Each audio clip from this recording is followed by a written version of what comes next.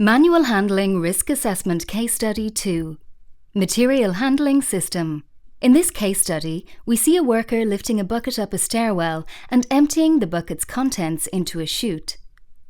The worker lifts a heavy bucket weighing 40 kilograms, finding difficulty in balancing the load. Reaching the top of the stairwell, the worker walks over to a chute and must lift the bucket above the shoulders to empty the material it contains into the chute.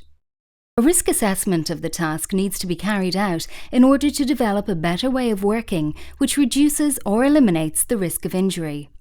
This assessment should include looking at how the job is carried out, collecting information, for example the weight of the load and the distance it must be carried, identifying risk factors with the job, and making changes to improve the job.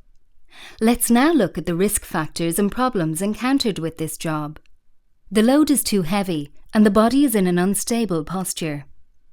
The bucket, which is difficult to grasp, must be lifted up a stairwell.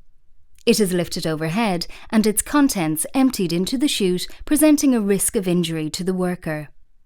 Once a risk assessment has been carried out, a new system of work can be adopted to avoid manual handling, as demonstrated in the following sequence. Having walked up the stairwell without the load, which is stored in a pallet at ground level, the worker uses a vacuum pipe to transfer the bucket's contents into the chute. This introduction of new technology has significantly reduced the risk of injury, as the bucket does not have to be carried by our worker. Manual handling.